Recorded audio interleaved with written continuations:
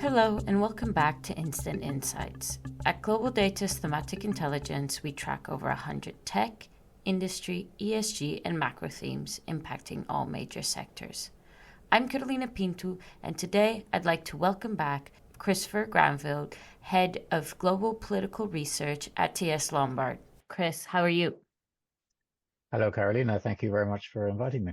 No problem. Glad to have you back. We also have with us today Grace Fan, Head of Global Policy and Disruptive Themes Research at TS Lombard. Grace, how are you? Great to be here. Thanks, Carolina. Thank you both for joining me today. I've invited both of you on the podcast because you've authored some of our geopolitical content recently, including our UK election outlook. And at the time that this episode will be released, the UK elections will be on Thursday, July 4th, and the second round of the French elections will also be just around the corner. Also this month, I've said also about 3 times, but we've had the European Parliament elections, which saw the right-wing parties triumph, particularly as the main liberal parties, the Renew Europe and the Greens, both lost seats in the double digits. Christopher, I'll start with you. What do these elections tell us about the current state of politics in Europe? Well, Caroline, as you say, there's no shortage of headlines. We've got the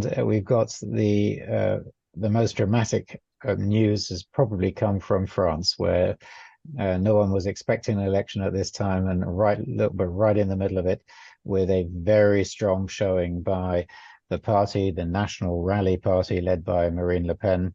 But when one steps back from this excitement, the real implications for European politics are perhaps not so dramatic. Now, I don't want to think that our listeners will be put off by a tale that everything is really quite stable and there's nothing really much going on, because I think that this analysis is in itself really quite interesting. If we actually look at the result, for example, of that European Parliament election, we see no change. In the outgoing parliament, the centrist parties, centre-right, centre-left, and the kind of pure centrists, they're the most pro-Europe parties, they had an overall majority in the outgoing parliament, and they still have one in the new parliament. And if we shift the focus to the UK, where the election is coming right up, as you said, Carolina, well, to be sure, there's going to be a change of government, and the actual result, which could show a dramatic swing with the victorious Labour Party winning a huge number of seats in the UK Parliament, the House of Commons, and again, quite dramatic headlines. But behind those headlines, what has really changed? Well, you could say that compared to the French situation, it's a much more picture of continuity. There is very broad consensus across the UK political class about the policy agenda which the UK economy needs, especially to reinvigorate its supply side. Everything to do with permitting for infrastructure, home building, energy transition, everything to do with trying to reinvigorate the labour market by supporting childcare, a whole host of other things where there's a very broad agreement. So again, it doesn't look like this is some deep political rupture. And to finish on France, this is, as things stand, a government based on the National Rally Party, or Rassemblement National, as the French say, is not a certainty, but could happen. Would that be a radical political rupture overturning the European political economy? No. Our view here at Global Data TS Lombard is that if this party does win power in France in next Sunday, then it's much more likely to be an experience similar to what we already see in Italy, which is already 2 years ago, the first major European country where a political party with its roots and culture in the far right in this case, the Brothers of Italy party, came to power and has pursued a pragmatic approach, especially to Europe, seeking to exploit the European system for their own advantage, with a view to preserving their power by getting results in government. So not that dramatic, but still really interesting. That's how I would summarize my answer to your question. But if we dive a little bit deeper, these political swings, whether it be to the left or to the right, have been at least partially a reaction to Europe's economic underperformance since 2008. And if we compare economic growth factors, whether that be GDP growth or productivity, when we compare Europe to the US, Europe has been underperforming. What do you think are the contributing factors to slow economic growth in Europe? Well, I completely agree with you that that when the political pendulum swings, especially in what seems like on the surface, as I was saying, a rather dramatic way, then you normally need to seek for the root cause, economic difficulties. And as you say, absolute economic underperformance in Europe, both relative to its previous history and above all, as you mentioned, relative to the United States. But in answering your question or addressing your question, Carolina, I'd like to focus on things which are more under the control of European governments, and things which, to put it bluntly, policy mistakes, or if not outright mistakes, policy insufficiencies. And I single out three things. The first clearly has to be fiscal policy.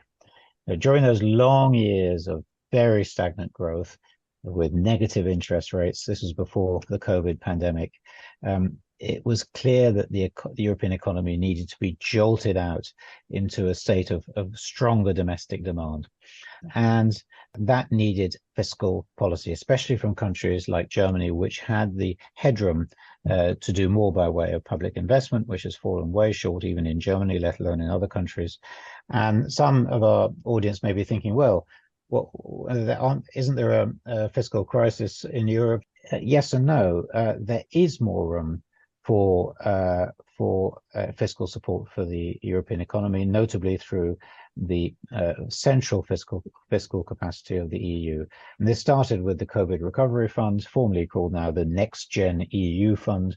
But again, a lot more could be done to finance public investment and drive productivity, especially in the energy transition, in the pursuit of net zero emissions targets, in the area of defense industries and rearmament, to generate an autonomous European response to the security challenges exemplified by the Ukraine war, et cetera, et cetera.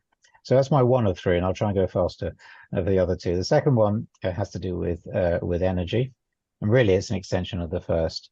European policymakers are fashionably criticized for excessive dependence on cheap Russian gas, which was turned out to be politically vulnerable.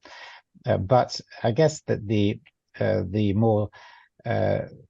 alternative to that is to further handicap the European economy, because now it's reliant on gas from other sources, notably the US, which is more expensive. So this is reduced the competitiveness of European industry, especially Germany, and manufacturing in particular, and it causes a whole set of new problems. The answer has to be to accelerate, to the extent possible, the energy transition to much cheaper forms of renewable energy, especially distributed energy networks, where the necessary investment has to come from both the public and private sector. The experience of the US has shown that the subsidy approach to this, notably in the Inflation Reduction Act, IRA, which introduced many of these green transition related subsidies, has shown already its effectiveness. And Europe would be well advised to think about that example, to learn from it and to emulate it. So that's energy. My last one is on migration. The soft landing in the US has clearly been helped by a great surge in immigration, even though, as in Europe, the question of illegal immigration is politically very sensitive. And on the surface, again, the European picture is quite similar, with strong undersupply of labor, domestic labor, due to structural reasons to do with population aging. There is a strong need for immigration, of legal immigration, for labor market supply. This causes social and political tension. And I would just say that for reasons which we can't really get into, these are sensitive areas also. The US society is better equipped to assimilate substantial flows of legal migrants than Europe, whether this is for cultural, their ways the economy is structured, for cultural reasons, but that is the reality. And our policymakers making an error here, I would say, not so much in the substance of policy, legal migration rules, attempts to control illegal immigration, but it's more really a question of openness with societies and with voters about what is needed. This is what is lacking. Yes, well, I think that immigration remains a hot topic and a discussion point in policy in both sides of the pond. But now that we are on to the US, I would like to pass it on to Grace. Many of the shortcomings that Christopher mentioned have been exacerbated by Europe's relationship with the US. Grace, what do you think, or how has the US economic policy impacted Europe? It's a good question, Carolina. And there are clearly multiple issues in tech and trade on which the US and Europe don't exactly see eye to eye. But over the past 2 years, arguably the biggest friction has come from something that Christopher has mentioned already, which is Biden's Inflation Reduction Act and its hundreds of millions of dollars of clean energy subsidies. In theory, of course, the EU should have been pleased with the new law, given how important the green transition has traditionally been to Europeans. In practice, top officials were outraged that the Biden administration had finally put its money where its mouth was, hurting European competitiveness and, of course, contributing to the deindustrialization of Europe alongside the lack of cheap Russian natural gas.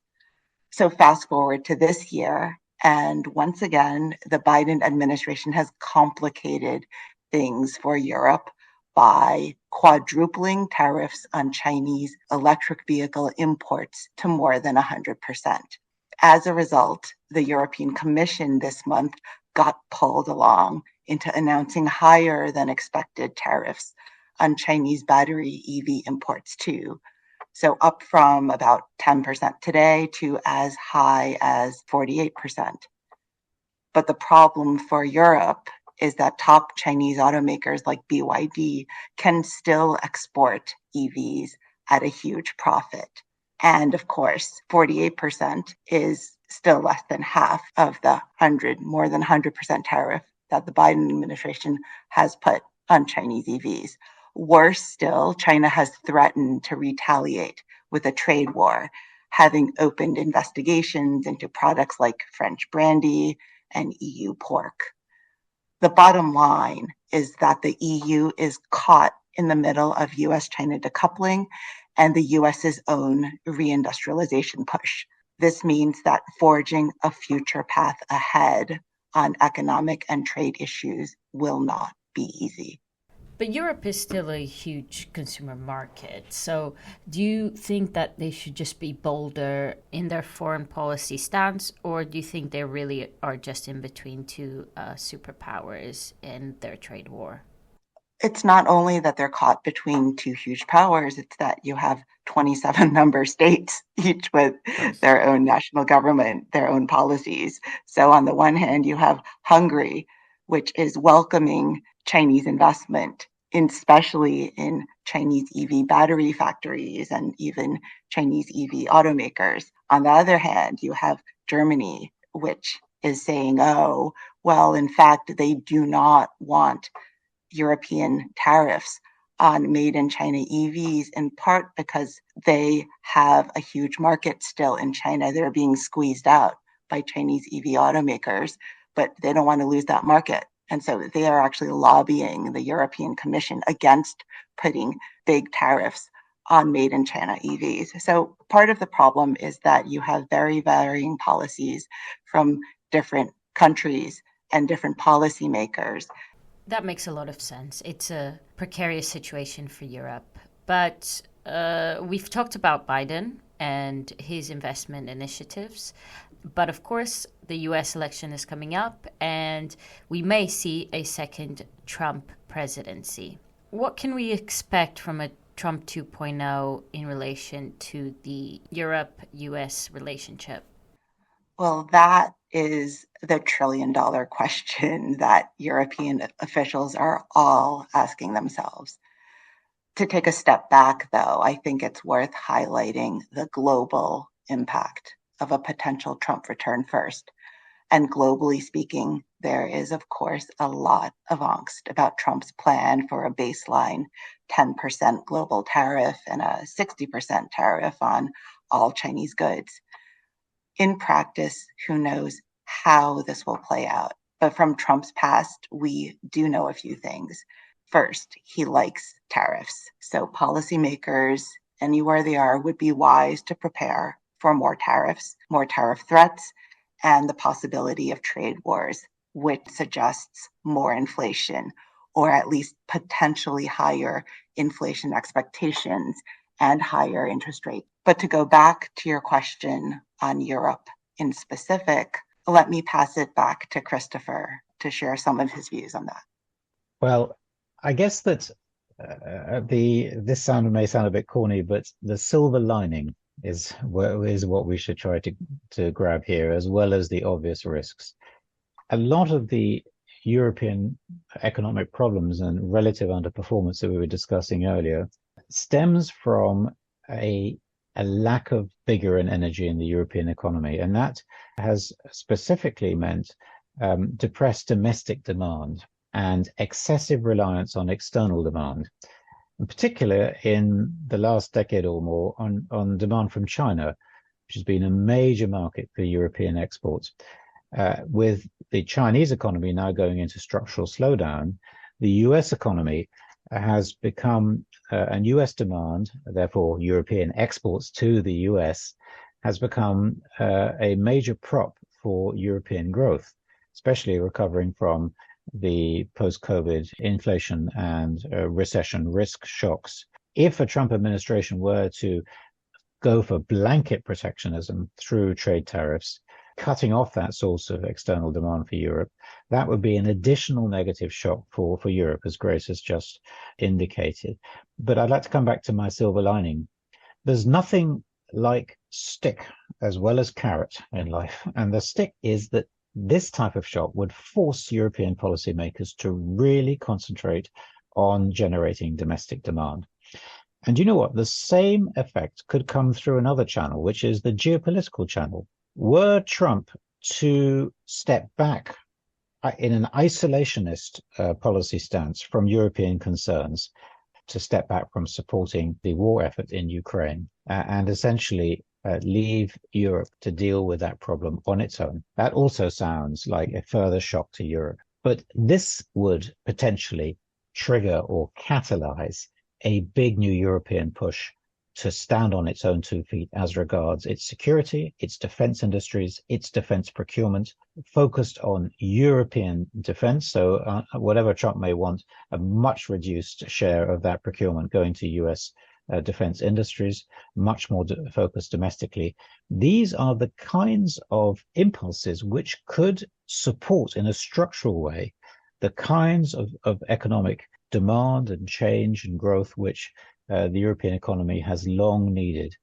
I think you're completely right. And in that case, we will need the aggressive fiscal policy you mentioned earlier. But there's nothing like a shock to make things actually happen in Europe. Anyways, thank you both so much for joining us on the podcast. Thank you for those insights. For our audience, thank you for listening. And from us at Thematic Intelligence, see you next time.